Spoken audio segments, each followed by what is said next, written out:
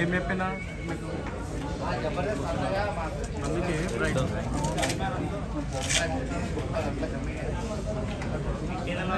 అంటే ప్రెసిడెంట్ కదా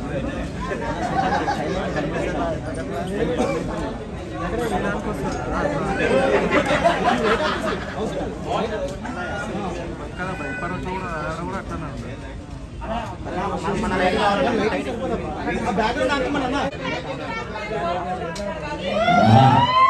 ఈ అందానికి ఫేస్ కట్కి మనం ఇచ్చే వాల్యూ ఏంటండి? ఈ అందం ఎవరికి రాదు.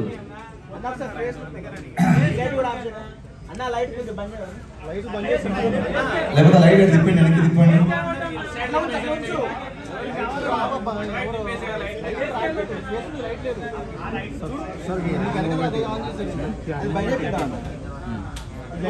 క్వశ్చన్స్ కొంచెం చూసాడు చిన్నపిల్లలు. Hello, yes sounds good.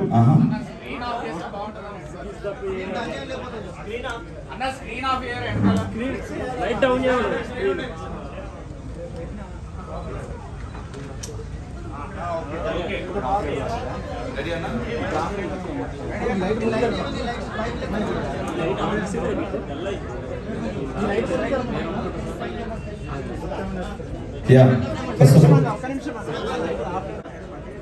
First of all ఇక్కడికి విచ్చేసినటువంటి మీడియా మిత్రులకి, సోషల్ మీడియా యూట్యూబర్స్ ప్రతి ఒక్కరికి పేరు పేరున థ్యాంక్ యూ సో మచ్ అన్న. ఈరోజు ఈ స్థాయిలో ఇలా మీ ముందు ఇలా మైక్ పెట్టుకొని మాట్లాడుతున్న కారణం ప్రేక్షకులు మరియు ఈ మీడియా మిత్రులు. మీరు నాకు గత 10-12 సంవత్సరాల నుంచి నన్ను సపోర్ట్ చేస్తూ ఉన్నారు. ఈరోజు కూడా స్టిల్ ఇక్కడ కూర్చొని మాట్లాడుతున్నాను, నా కోసం వెయిట్ చేస్తున్నారు. ఫస్ట్ ఆఫ్ ఆల్ క్షమించండి, కొంచెం లేట్ అయిపోయింది. 70 రోజులు ఇంట్లో ఉండేసరికి మైండ్ పనిచేయట్లేదు, బాడీ సహకరించట్లేదు, చాలా సన్నపడ్డాను, పొట్టపోయింది. Thank you so much. ఏంటన్నా నిన్న నైట్ వేసారు, ఆ నైట్ వేసామంటే ఇది ఓకేనా? Thank you so much. And గెలుద్దాం అనుకున్నాను కప్పు, కానీ గెలవలేకపోయాను. It's okay. ఇంత దూరం వచ్చాను, టాప్ 5లో ఉన్నాను. కారణం కూడా మీరే, మీ అభిమానం, మీ ప్రేమ, ఆప్యాయతల వల్ల టాప్ 5 నిలిచాను. అంటే గెలిస్తే అది ఒక వారం రోజులు, నెల రోజులు, ఒక సీజన్ వరకు గుర్తుండిపోద్ది. కానీ ఎంటర్టైన్మెంట్ చేస్తే జీవితాంతం గుర్తుండిపోద్ది ప్రేక్షకుల హృదయాల్లో. నేను చేసిన ప్రతి బిట్టు సోషల్ మీడియాలో మీరు ఎక్కడో చోట పెడుతూనే ఉంటారు, అది చూస్తూ ఉంటారు, నవ్వుకుంటూ ఉంటారు. ప్రతి ఒక్కరు ఈరోజు నాకు ఫోన్ చేసి, చాలామంది పెద్దవాళ్ళు చిన్నవాళ్ళు అందరూ ఫోన్ చేసి, పిల్లలు కూడా చాలా బాగా ఆడావు, నువ్వు బాగా నవ్వించావు, బాగా ఎంటర్టైన్ చేసావు, నువ్వు రియల్ విన్నర్ అని చెప్పారు. Thank you so much.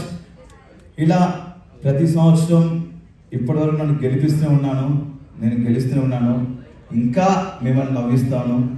And big boss అనేది నాకు సెకండ్ టైం ఆపర్చునిటీ వచ్చింది. సీజన్ 4లో 13 వారాల నుండి టాప్ 7 నిలిచాను. ఇప్పుడు సీజన్ 8లో మరొకసారి మీ అందరూ నవ్వించే అవకాశం కల్పించింది స్టార్ మా అండ్ బిగ్ బాస్.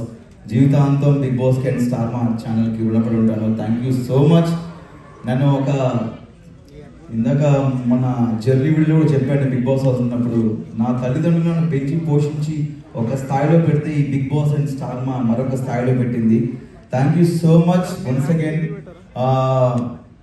ఎంటర్టైనర్గా పరిచయం చేసింది సీజన్ 4 నుంచి. సీజన్ 4 నుండి నన్ను ఎంటర్టైనర్గా పరిచయం చేశారు ఈ ప్రపంచానికి.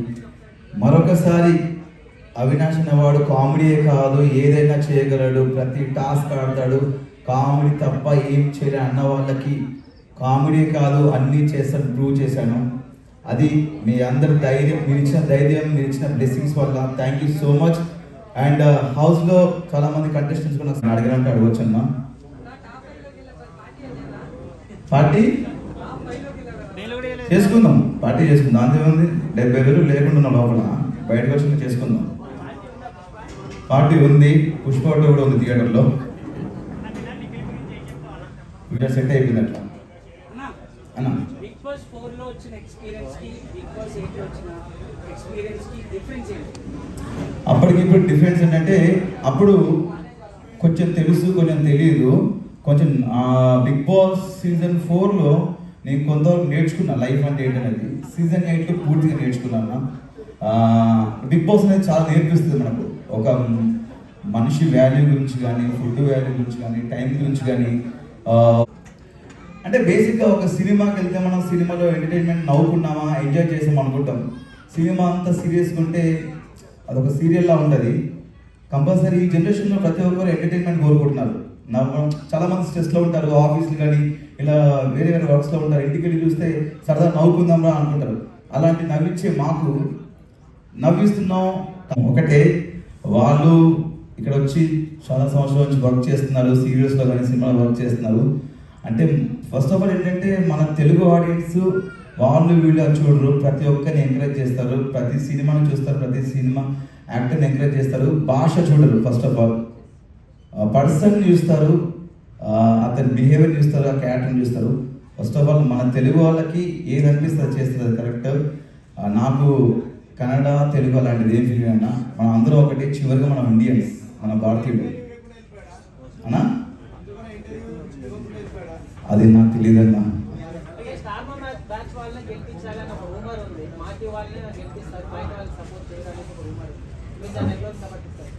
అంటే అది రూమర్ కదన్నా. దాన్ని రూమర్కి మీద ప్రేమతో పెంచుకున్నది. ఒక సినిమా కంటిన్యూటీ కూడా. బట్ ఒకసారి ఆటలో దిగిన తర్వాత ఆట కోసం ఏమైనా చేయాలని చెప్పేసి కట్ చేశాను. కొంచెం ఆ హెయిర్ కట్ చేసినప్పుడు చాలా ఏడ్చారండి ఇంట్లో. బట్ ఇట్స్ ఓకే, హెయిరే కదా మళ్ళీ పెరుగుతుంది. మీకు బాగా ఆర్గ్యుమెంట్స్ జరిగాయి కదా, చాలా హిట్ మూమెంట్స్ ఉన్నాయి కదా మీ మధ్యలో, తర్వాత మాట్లాడుకున్నారా? ఇక నేను చాలాసార్లు చెప్పాను, ఇది ఒకటి గేమ్ వరకే, ఆట వరకే. మనం ఒక షోకి వచ్చాము, ఇది ఆట వరకే. బయటకు వెళ్ళిందని నాకు ఎలాంటి ఉండవు ఫీలింగ్స్ అని చెప్పాను. ఆర్గ్యుమెంట్ జరుగుతుంటాయి. మనోడి విషయంలో జరిగింది ఎక్కువ డిస్రెస్పెక్ట్. వద్దు వద్దడం కూడా ఒరే అని పిలవడం, వాడు కూడా పిలవడం. ఒక మనిషికి మనం చెప్తాం ఒకసారి 2 సార్లు చెప్పినా కూడా మళ్ళీ అదే చేస్తున్నా అంటే అది తెలియకన్నా తెలిస్తే నాకు తెలియదు. బట్ అది గేమ్ వరకు ఉంది. బట్ నాకు మాత్రం పృథ్వీ ఒక మంచి ఫ్రెండ్లానే. ఇప్పటికి కలిస్తే హాయ్ చెప్తాను. అది బాగా నచ్చి చిన్న ఏదో ఫన్నీ క్యారెక్టర్ రాసుకుందంట. వస్తున్నాయి అవకాశాలు ఇప్పుడిప్పుడే, కానీ సినిమాలు రావాలి చేయాలని నాకు ఉంది. వెయిటింగ్.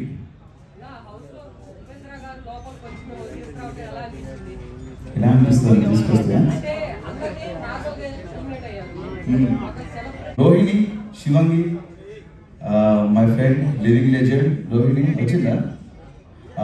రోహిణి నా ఫేవరెట్ కంటెస్టెంట్. చాలా అద్భుతంగా ఆడింది. మీరు 14 చూసినట్టయితే ఒక టాస్క్లో తనకు చాలా అవసరం అని చెప్పేసి ఆ గేమ్లో కూడా ఫ్లాగ్ ఇవ్వడం జరిగింది. చాలా బాగా ఆడింది. తను కూడా ఉంటే బాగుంది అనిపించింది ఫినాల్లో. బట్ తను నేను ఇద్దరం వేరు కాదు, ఇద్దరం ఒకటే. నేను కానీ ఎవరైనా సరే ఆ ప్లేస్లో ఒక కామెడియన్ ఎవరున్నా కూడా తను వెళ్ళినా నేను వెళ్ళినా హ్యాపీ ఫీల్ అయ్యాను. బట్ నేను వెళ్ళాను. రోహిణి గారు కాకుండా ఫేవరెట్ కంటెస్టెంట్ అంటే బిగ్ బాస్ లేడీ అన్న. అందరు బాగా ఆడారు. ఒక నటుడిగా నేను చాలా నేర్చుకుంటూ ముందుకెళ్తాను లైఫ్లో. అప్పుడు సీజన్ 4 ఉన్నప్పుడు మనకంత తెలీదు. అందరికి ఎవరైనా సరే మీరు లైఫ్లో ఒక యాక్టర్ కానీ ఒక కెమెరామ్యాన్ కానీ మనం మార్కెట్లో కొత్త డిఫరెంట్ స్కిల్స్ తీస్తుంటారు, కొత్త యాంగిల్స్ పెడుతుంటారు. మీరు ముందుకెళ్తున్న కొద్దీ మేము అంతే కొన్ని నేర్చుకుంటాం లైఫ్లో. ఆ నేర్చుకున్నవే సీజన్ 8లో నేను చూపించాను. అంతే, ఏం లేదన్నా. బేసిక్గా మనం ఏ ప్లాన్ చూసుకుని వెళ్ళినా కూడా వేస్ట్ కదా. ఎందుకంటే ప్రతి వారం ప్రతిరోజు అంత కొత్తగా ఉంటాడు. వాళ్ళు పెట్టే టాస్క్ మనకు తెలియదు, వాళ్ళు ఆడించే ఆటలు మనకు తెలియదు. అదంతా బిగ్ బాస్ ఆడించే ఆట. తనకి మంచి పాజిటివిటీ ఉన్నప్పుడే తను బయటకు వెళ్ళిపోయాడు అని బయటకు వచ్చినట్టు తెలిసింది. తను ఉంటే బాగుండేది. మేము వచ్చిన తర్వాత అతనితో కొంచెం ఫన్ చేయించడము, అతనితో సరదాగా ఉంటాం చేయడం జరిగింది. Nice, good person. అంటే నేను ఇంకా నిన్నే వచ్చింది కదా నా మొత్తం ఎపిసోడ్స్ అన్నా. బేసిక్గా నేను చేసినవన్నీ వచ్చాయని చెప్పానన్నా. అంటే లైక్ నేను కొన్ని చేసిన కొన్ని రాకపోవచ్చు, 18లో పోతుంటాయి. బట్ ఆల్మోస్ట్ అన్నీ కవర్ చేశారు. చెప్తారన్న ఎలిమినేట్ అయిన పర్సన్ దాని తన జర్నీ అదే అన్న మనం ఎక్కడ నేను లైఫ్లో మనం పడిపోతాం కదా, ఎక్కడ పడిపోతాం అక్కడే మనం గెలవాలనుకుంటాము. ఆయన ఎలిమినేట్ అయ్యాడు. ఎలిమినేట్ అయిన తర్వాత చాలా గట్టి ఫైట్ చేశాడు గెలవడానికి. చాలా కసిగా అయ్యాడు టాస్కులు. గెలుస్తున్నా అందరం అనుకున్నాము, నేను అనుకున్నాను వైల్డ్ కార్డ్కి వచ్చి గెలుస్తాడేమో అతను ఫైట్ చూసి. బట్ ఇందాక చెప్పాను, అతను రన్నర్ కాదు నా దృష్టిలో విన్నర్. అండ్ నేను ఎలిమినేట్ అయిన తర్వాత నేను మళ్ళీ గట్టి ముందు నుంచి కసిగా ఆడుతున్నాము. ఎలిమినేట్ అయ్యాం కదా అని చెప్పేసి అది మైండ్లో ఉండిపోద్ది. అక్కడి నుంచి ఇంకా గట్టిగా ఆడము, 2 సార్లు మెగా చిక్ అవ్వడము అండ్ టికెట్ ఫినాల్ కొట్టడం, అది మాకు బూస్ట్ ఇస్తుంది మనకు ఎలిమినేషన్ అనేది. కొంచెం దానివల్ల మనకు కొంచెం ఫైర్ పెరిగింది, చూపించాము. బిగ్ బాస్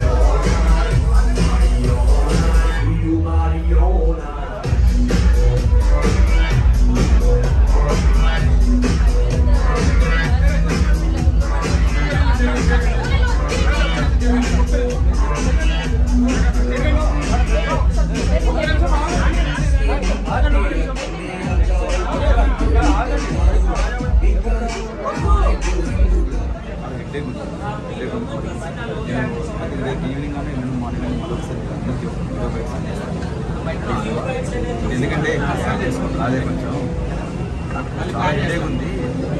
అదే 100% నేను మాటించాను ప్లీజ్.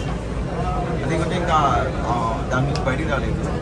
జస్ట్ మా ఇంట్లో కూడా పేరెంట్స్ చేసుకుని ఊరు నుంచి వచ్చాను.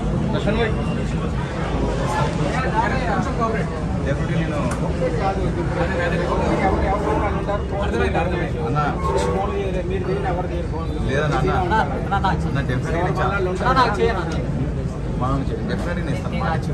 మాట ఇచ్చాడంటే నేను మాట నిలబెట్టుకుంటాను.